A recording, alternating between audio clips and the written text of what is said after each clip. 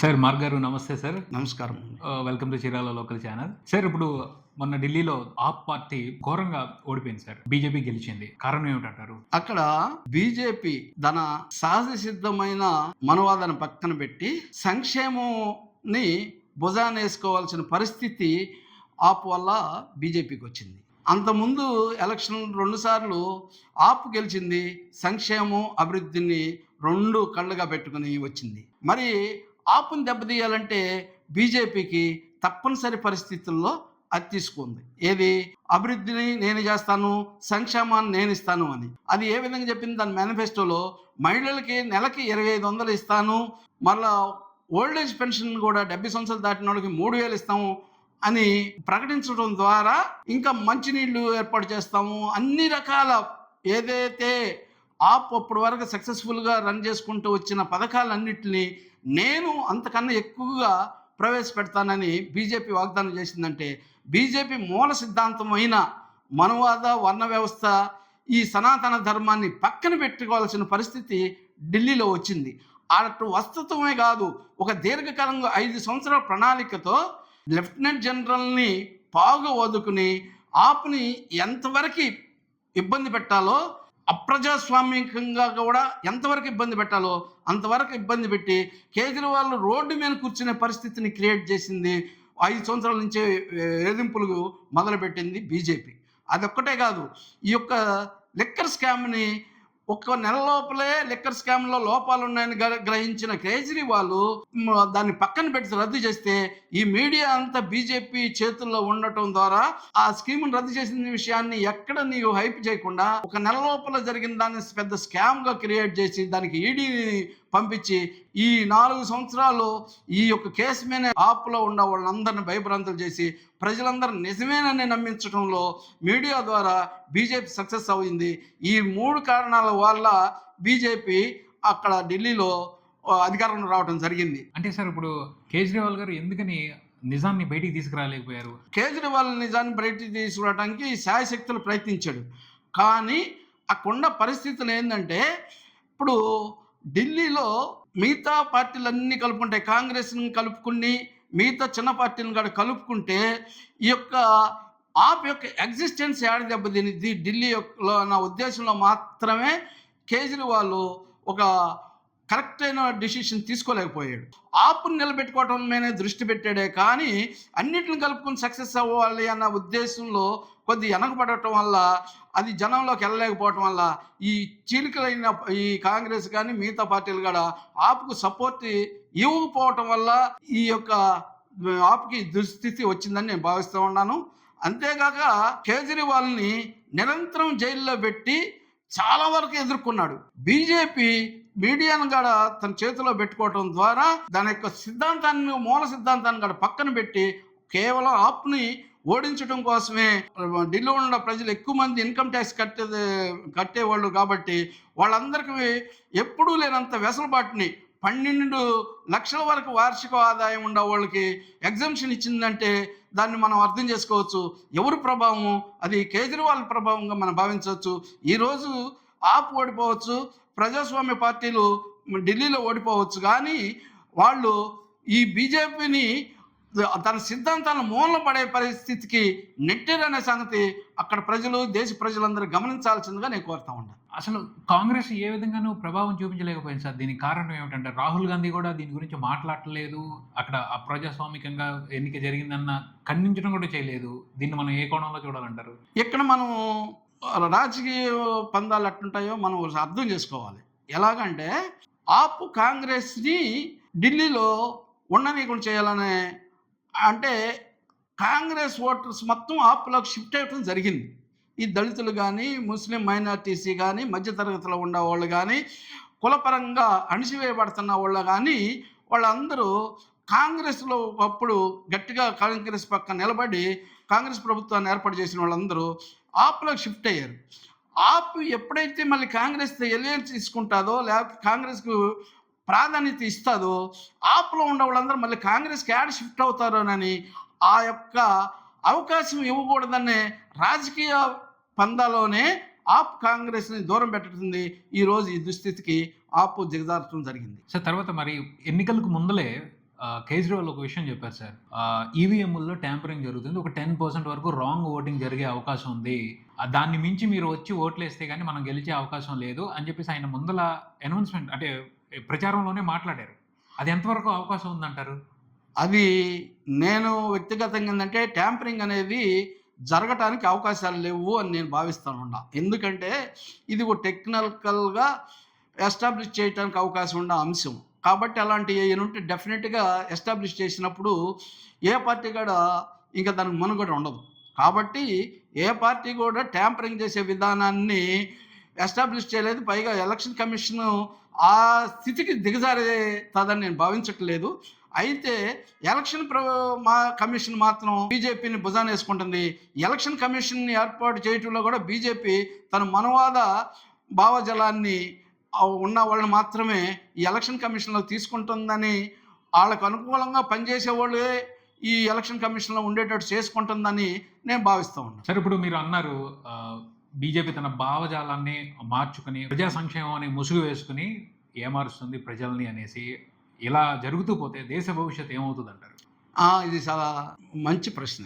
ఎందుకంటే బీజేపీ తన సహజసిద్ధమైన సిద్ధాంతాన్ని, మనువాదాన్ని లేక వర్ణ వ్యవస్థని కూడా ఆ వివక్షను కూడా పక్కన పెట్టి ఈరోజు ఈ యొక్క ప్రజాస్వామ్య పద్ధతిలో పనిచేస్తున్న పార్టీలన్నిటిని నిర్వీర్యం చేసి దాని కోసం తను ప్రజాస్వామ్య పార్టీ ముసుగులు తొలుక్కుని వీళ్ళని అణచివేయటానికి తనకున్న శక్తినన్నిటిని ధారపోసి ముందుకెళ్తుంది. ఆ క్రమంలోనే ఇప్పుడు జరుగుతున్న ఎలక్షన్లో ఎక్కువ రాష్ట్రాలని తను సొంతం చేసుకోగలుగుతుంది. ఈ విధమైన క్రమంలోనే మహారాష్ట్రాన్ని, హర్యానాని కూడా ఆ విధంగానే గెలుచుకోగలిగింది. ఇప్పుడు వాళ్ళు ముందుగా నేను చెప్పినట్టే ఈ దేశంలో రాజ్యాన్ని ఏర్పాటు చేసుకోవాలంటే సామధాన భేద దండోపాయాలు తప్పితే వేరే మార్గం లేదు. వాటిని మొదటి నుంచి ఒక క్రమ పద్ధతిలో ప్రయోగించుకుంటూ వస్తుంది బీజేపీ ప్రభుత్వం. ఆ క్రమంలోనే మహారాష్ట్రలో ఉన్న శివసేన చీలిపోవటం, కొంతమంది మళ్ళీ బీజేపీ మద్దతుగా వెళ్ళి ప్రభుత్వాన్ని ఏర్పాటు చేయటంలో రహస్యం ఏంటంటే ఈడీని ఆ శివసేన ఎమ్మెల్యేలను మొత్తం మీద ఈడీ కేసులు పెట్టడం ద్వారా వాళ్ళు నిలబడలేని పరిస్థితులని క్రియేట్ చేస్తుంది. ఈరోజు ఒక్క మహారాష్ట్ర కాదు, అనేక రాష్ట్రాల్లో కూడా ఈడీని కానీ లేకపోతే సిబిఐని కానీ ప్రయోగించి ఈ ప్రజాస్వామ్యంలో పనిచేస్తున్న ప్రజాస్వామిక వాదులను అందరినీ అణగదొక్కుతున్నప్పుడు ద్వారా ఈ ప్రజాస్వామ్య పార్టీలన్నీ మనుగడని కోల్పోయినప్పుడు ద్వారా బీజేపీ అధికారంలోకి వచ్చి అన్ని పార్టీలు నిర్వీర్యమైనప్పుడు తన స్వభావమైన, తన సహజ సిద్ధమైన లక్షణమైన వర్ణ వ్యవస్థ, అదేవిధంగా మనువాదాన్ని మేళవించి సనాతన ధర్మాన్ని మళ్ళీ అమల్లోకి తీసుకొచ్చుతాం అన్న దాంట్లో ఎలాంటి సందేహం లేదు. అది ఈ ప్రజాస్వామిక పార్టీలను నిర్వీర్యమైనప్పుడు నిక్కచ్చిగా తన సంక్షేమ ముసుగుని తొలగించుకొని తప్పనిసరిగా బీజేపీ తన సనాతన ధర్మాన్ని భారతదేశంలో ప్రవేశపెట్టినప్పుడు దాన్ని ఒక రాజ్యాంగం మార్చుకున్నప్పుడు ఈ బడుగు బలహీన వర్గాలకు సంబంధించిన 85% మంది కనువిప్పు కలిగి మరలా బీజేపీని ఈ స్థితి నుంచి మళ్ళీ పారదోలి మళ్ళా ప్రజాస్వామ్య వ్యవస్థని పునఃప్రతిష్ఠించుకుంటారని నేను స్పష్టంగా తెలియజేస్తున్నాను. సార్, ఇప్పుడు ప్రజలే తిరగబడాలి అంటే చాలా టైం పట్టొచ్చేమో సార్. ఈలోపు ఇప్పుడు ప్రజాస్వామ్య పార్టీలు ఉన్నాయి, మిగతా పార్టీలు ఉన్నాయి, అవన్నీ ఎందుకని బీజేపీతో అంత గట్టిగా పోరాటం చేయలేకపోతున్నాయి? ఇప్పుడు మీరు ఒకసారి తెలుసుకోవాలి, మనం ఎంత మనకి రాజ్యాధికారం వాటా ఎంత అనేది ప్రజలు ఇప్పుడే గ్రహించే పరిస్థితిలో వస్తున్నారు. తెలంగాణలో జరిగిన కులగణన మీరు అధ్యయనం చేస్తే మేము ఎప్పటి నుంచి చెప్పుకుంటూ వస్తున్న 15% ఈ 3 వర్ణాలకు సంబంధించిన బ్రాహ్మణ, క్షత్రియ, వైశ్య, అదేవిధంగా శూద్రుల్లో అగ్రవర్ణాలుగా పిలువబడుతున్న కమ్మ, రెడ్డి, పటేల్ అందరూ కలిసి కూడా 15% ఉండట్టే మనకు స్పష్టమైంది. అంటే మిగతా 85% ఎవరు? ఈ బహుజనులు, దళితులు, అది ఆదివాసీలు, గిరిజనులు, లేకపోతే ఒక బీసీల్లో తక్కువ కులాలుగా కనబడుతున్న శూద్రులు, వీళ్ళందరూ కలిస్తే 85% ఉండాలి. కానీ నిజంగా మనం ఒకటి ఆలోచిస్తే రాజ్యాధికారం ఎవరి చేతుల్లో ఉంది?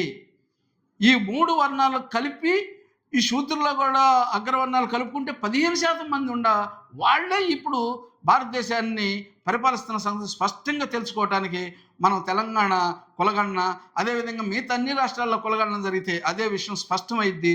ఆ విధంగా స్పష్టమవుతుంది దేనికి తార్కాణం. అందువల్ల బీజేపీ కులగణని తీవ్రంగా వ్యతిరేకిస్తుందంటే ఈ నిజాన్ని ఎప్పుడు ఈ భారత ప్రజలు గమనిస్తారో, పాలకులుగా వీళ్ళందరూ ఈ నిజాన్ని గమనించి ఈ అధికారాన్ని చేజిక్కించుకుంటారు మన నుంచి అనే భావంతోనే బీజేపీ ఆ పరిస్థితిని కులగణని వ్యతిరేకిస్తుంది. వాళ్ళు వ్యతిరేకించినంత మాత్రాన అది ఆగదు. జనం నిజం తెలుసుకుంటారు. అది ఎంతో కాలంలో లేదు, తొందరలోనే ఆ పరిస్థితి వచ్చి ఈ యొక్క ప్రజాస్వామిక పార్టీలన్నీ కూడా నిజమైన ప్రజాస్వామిక పార్టీలు కూడా ఒకటయ్యి ఈ ప్రజాస్వామ్యం ముసుగులో పనిచేస్తున్న ఈ మనువాద పార్టీ అయిన బీజేపీ ఒంటరిగా మారినప్పుడు మాత్రమే భారతదేశ ప్రజలకు విముక్తి కలిగిద్దని ఈ విధంగా నేను మీకు తెలియజేస్తున్నాను. సార్, ఇప్పుడు ఈ అసమానత అగ్రవర్ణాలు, శూద్రులు, ఈ బహుజనులకు మధ్యన ఈ డిఫరెన్స్ తరతరాలుగా యుగాలుగా ఉంది. ఇప్పటికీ అంటే రాజ్యాంగం వచ్చిన తర్వాత అంబేద్కర్ గారు చాలా హక్కులు రాజ్యాంగం ద్వారా బహుజనులకి ఏర్పాటు చేసిన తర్వాత కూడా ఇప్పటికీ ఆ 85% బహుజనుల్లో రాజకీయ చైతన్యం కానీ సామాజిక చైతన్యం కానీ ఇంకా కొంచెం తక్కువగానే ఉంది. దీనికి కారణం ఏమిటంటారు? నిజానికి అంబేద్కర్ ఈ సంక్షేమ రాజ్యాంగాన్ని, ఈ వివక్షను తొలగించే రాజ్యాంగాన్ని మనకు అందించబట్టి ఈ మాత్రమైన బీసీలు కానీ, లేకపోతే ఈ ఎస్సీ ఎస్టీలు కానీ, కొన్ని ఆదివాసీలు కానీ, గిరిజనులు కానీ కొంచెం వాళ్ళ హక్కులకి ఏ విధంగా ఉండాలి, మనం హక్కులు ఏ విధంగా సాధించుకోవాలనే పోరాటాలని ఈ రాజ్యాంగం ద్వారా యొక్క విఘ్నతతో ముందుకు రావటం ద్వారా ఈ మాత్రమైనా వచ్చింది. నిజానికి మన భారతదేశ చరిత్ర కొన్ని వేల సంవత్సరాల నుంచి ఒకే రకంగా ఉండే చరిత్ర. ఏది కొన్ని వర్గాలు, కొన్ని వర్ణాలు ఎప్పుడూ అన్నిటికీ అణచివేతబడి ఉన్నాయి. ఆర్థికంగా కానీ, రాజకీయంగా కానీ, సామాజికంగా కానీ వీళ్ళు ఒకే రకంగా అణగదొక్కబడి ఉన్నారు. అదేవిధంగా కొన్ని వర్ణాలు, ముఖ్యంగా 3 వర్ణాలు ఈ పరిపాలన ఇస్తున్నాయి పూర్వకాలం నుంచి. అదే క్రమాన్ని వ్యతిరేకిస్తూ వాళ్ళ మీద పన్నులు అనేది ఎక్కువగా ఇచ్చి పన్నుల సంక్షేమ రూపంలో ఈ బడుగు బలహీన వర్గాల వాళ్ళకి 85% మందికి పంచినప్పుడు మాత్రం భారతదేశంలో ప్రజాస్వామ్యం పరడలుతుందని అంబేద్కర్ భావించాడు. ఆ క్రమాన్ని చేసుకుంటూ వస్తంలో చాలా ఈ పరిపాలన చేస్తున్న ఈ పార్టీలు చిత్తశుద్ధితో పనిచేయట్లేదు కాబట్టి అనుకున్నంతగా ఈ వర్గాలు, పేద వర్గాలు అభివృద్ధి చెందలేకపోయి, కానీ పేద వర్గాలు ఇంకా ఐక్యమయ్యి రాజ్యాధికారంకి వచ్చినప్పుడు మాత్రమే ఈ యొక్క రాజ్యాంగాన్ని సక్రమంగా అమలు జరిపి అతి త్వరలోనే ఆర్థిక సమానత్వాన్ని, రాజకీయ సమానత్వాన్ని, యొక్క సామాజిక సమానత్వాన్ని సాధించుకోవటానికి వీలుంటుందని కాన్షీరామ్ గారు ఓ ప్రయోగం చేశాడు. ఆ ప్రయోగం విజయవంతమైన తర్వాత ఈ మనవాదులు అందరూ కలిసి ఆ ప్రయోగాన్ని నిర్వీర్యం చేస్తానికి నిరంతరం కృషి చేస్తున్న ద్వారా మనం ఈ స్థితిలో ఉన్నామని తెలియజేస్తాం. ఇప్పుడున్న పరిస్థితుల్లో మీరు చెప్పేదాన్ని బట్టి అయితే బీజేపీకి అడ్డు ఉండదని అంటారు. అడ్డు ఉండదు అంటే ఈ ప్రజాస్వామ్య పార్టీలు అనే ఈ లౌకిక పార్టీలన్నీ ఏకమయ్యే దాని మీద ఆధారపడి ఉంటుంది. ఈ పేరుకే ఏకమవుతున్నా కానీ ఎవరి యొక్క ఐడెంటిటీని ఎక్కువగా ఎక్స్పెక్ట్ చేసుకుని ఆ యొక్క ఐడెంటిటీ కోసం ప్రయత్నం చేస్తున్నాయి. కానీ నిజానికి ఈ యొక్క బీజేపీ భావజాలానికి వ్యతిరేకంగా ప్రజాస్వామిక లౌకికవాద భావజాలాన్ని ముందుకు తీసుకొద్దామనే చిత్తశుద్ధి ఈ ప్రతిపక్షాలలో లోపించింది. అది ఆ లోపాన్ని సరిదిద్దుకోగలిగితే బీజేపీని ఇప్పుడైనా సరే నిలవరించడం పెద్ద విషయం కాదనే సంగతి మీకు తెలియజేస్తున్నాను. ఏ రాష్ట్రంలో కూడా బీజేపీ 50% మించి ఎక్కడ ఏ రాష్ట్రంలో కానీ ఏ ఎన్నికల్లో కానీ సాధించలేదు. అంటే 50% కన్నా ఎక్కువే ఈ యొక్క ప్రజాస్వామిక లౌకికవాద పార్టీలన్నీ ఉన్నాయన్న సంగతి మనం గుర్తెరగాలి, మర్చిపోకూడదు. సరే, ఇప్పుడు ఢిల్లీని కూడా అనుకున్నట్టు 27 సంవత్సరాల తర్వాత కైవసం చేసుకుంది బీజేపీ ఒక ప్లాన్ ప్రకారం మీరు అన్నట్టు. తర్వాత టార్గెట్ ఏదంటారు బీజేపీకి మీ ఉద్దేశం ప్రకారం? నెక్స్ట్ ఏ స్టేట్ని టార్గెట్ చేస్తుంది అంటారు? వాళ్ళకి ఒక స్టేట్ అని కాదు, ఎక్కడ ఎలక్షన్ జరిగితే అక్కడ తప్పనిసరిగా సామధాన దండోపాయాన్ని ప్రయోగించే సరే దాన్ని కైవసం చేసుకోవాలని ఉంటారు. ఓ పక్క బెదిరిస్తారు, ఓ పక్క మతాన్ని రెచ్చగొడతారు, ఇంకో పక్క సంక్షేమం చేస్తామని అంటారు. అన్నిటిని ఏటిని కూడా వేమరపాటుకు కూడా వదిలిపెట్టరు.